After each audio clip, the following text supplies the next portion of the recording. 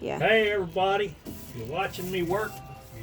So we're putting the underlayment down over our PVC flooring. Which we have a video of, another video. Got a video of, yep. We just haven't spent time posting a bunch of stuff. So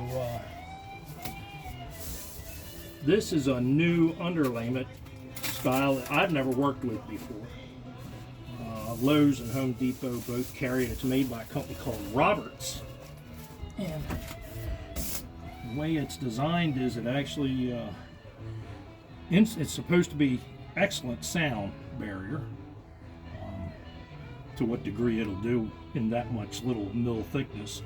It's like a 2 mil thickness, I think. But you got a plastic layer on top. They give you a fold over here at the seam with an adhesive strip down along there to get the next sheet. So you go butt up against it and you fold that over and stick it down. And then they make tape, for it, their brand, tape any seams that you don't have this on. So this is going down, and then we're going to put vinyl plank flooring down, which Tammy's all excited about. She's been bugging me to get it started. You want to say a little bit about the carpet up front? Yeah, we did put new carpet in up front. We pretty well have completed the rehab of the driver's compartment, driver/passenger compartment. Painted the panels that we decided on, that center, the dog box engine cover and the steps and some of the lower panels there.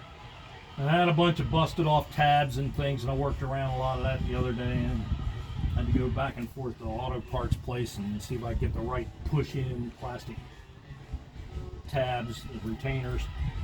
So pretty well got that finished up. The only thing left is to repair this door panel over here.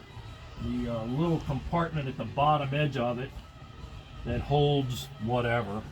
I put a change cup in there, and I got a pouch with my registration and insurance information, my owner's manual, that kind of stuff goes down in there. But I'm going to pause it and walk around to the front. Okay, we're back. All right. So This is the carpet. Look how great it looks. yeah, it turned out nice. It was a bitch because it came covered in white fuzz. It was covered in the fuzz from the matting that's on the underside. And when they packed it and shipped it, it got rolled. Where did you over get top. this from? OC Auto Carpets, I think it is, something like that. I'll put a link. I'll add a link. Okay. To it. It's not cheap. It's high quality OEM type cut pile carpeting with a rubber backing. I'll show you guys. It's fitted exactly for this. Yep, got the this sewn year. in heel pad and Trim hem there. along here. Here's what the underside's of rubber matting, heavy rubber matting, and then it's got, let's see if I can find a hunk of the padding that's underneath. I can't without pulling It's a carpet padding underneath. It's got like a 1/2 inch thick fibrous matting underneath, which I'm not real keen on. But up here it cuts road noise and puts some insulation value in there, which is important in the driver's compartment. He also painted the back 2 windows on the inside. Yeah, we blacked those out all the way. We'll put Reflectix for insulation along with some kind of a covering or something in these areas. I don't want to lose working space, by using the original trim, but it does fit and look awful good. So I may end up using that back corner. I might put that around the windows. This one here, especially since we're going to leave that and add a screen to it so we can open it and close it for air, and it'll be natural light in there. It's tinted good from the factory. And this same thing over here. So I'm not sure. I'm going to trial and error with that and figure it out as I go. I'm glad we went with the black, though. It really looks good. Yeah, it looks nice. This door over here is painted and finished, so we're going to leave the top gray. I had to plastic weld a big Then crack Steve had in to that piece on do the some bottom. work on this door. That's why it's off of there. So I got Yeah, we'll that clean that repaired, up, and I'll paint the bottom of that, and that'll clean it up, match. paint it, and get that all done. But it's looking great. I can't wait to see. Coming along, we did create a swivel seat base for this side. I bought a pair of those boat seat swivels, boat swivel seats, the swivels off of Amazon. They were like 35 bucks a piece or something like that. Got this one done. Takes a bunch of fabricating. There's a lot of welding and cutting and metal work and drilling and all to put it together. But I got this one. This one turns all the way around, you know, and reclines still when it's facing this way and all that kind of stuff. I got to do that one. The challenge I ran into with these that made it even more work than I expected was you've got a seatbelt control here that's motion activated, you know, on impact, and I don't want to remove that because that certainly will have an effect. If I ever have an accident, I'll have to deal with the insurance company on that. And that side has the vehicle computer, and then the township I bought it from, they had mounted, that's the control for the strobe lights. The ones on the rooftop have been removed, but I retained the ones on the four corners at the signals. So I've got signal strobes, which is pretty cool. So I retained those, wired them into a switch up there.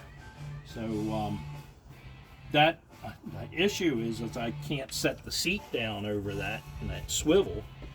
So what I did was I took a 3-inch channel and drilled it and welded everything onto it. So let's see, the other hole, there's bolt holes in the front and studs in the back, but I drilled those and mounted them on there, built the base and the swivel and all, and attached the seat and everything.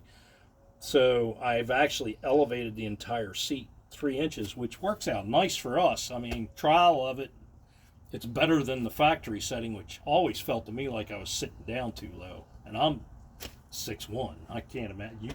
You barely see over the steering wheel, I guess. So anyway. Yeah, but now I won't be able to touch the pedals. Now you won't reach pedals. Right? I'll give you some wood blocks you can put on when you have to drive. All right, well, we'll come back when we start putting the floor down. At least you won't need your phone book under your ass when you drive. Stop it.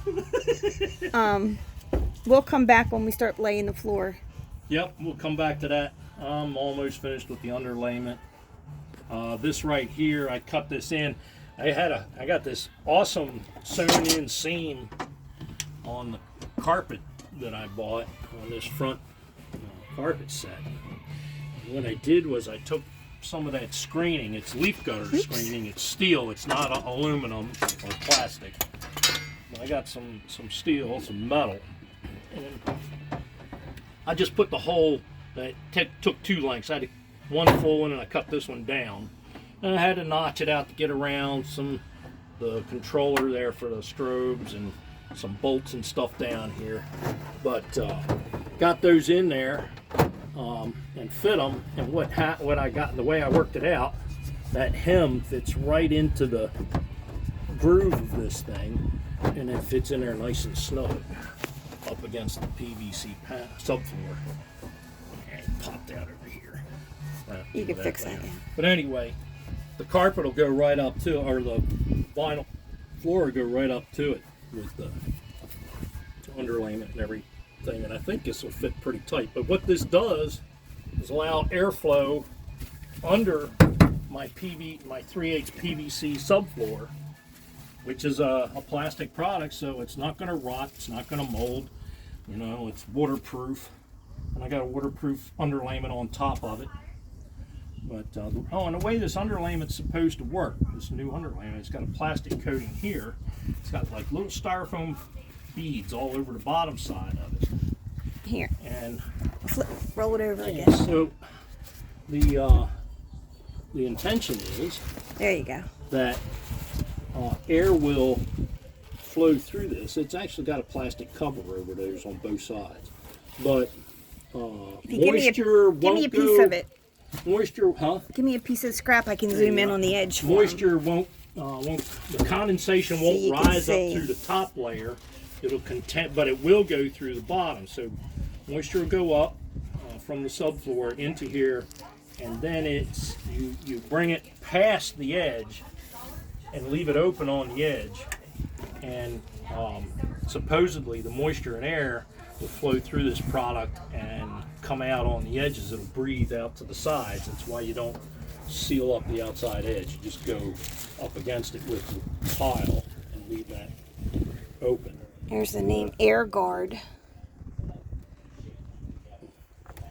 There's your pieces back. They're going to blow. Grab that daggone board and got a splinter. There you go. Yeah. All right, well, we'll come back and start putting the floor down. I'm anxious to start putting that down too. It's going to look great. I'm going to put up a bunch of videos tonight. That's my goal, was sit and put videos up that we have. I think I've been kind of sick, and we've been dealing with that.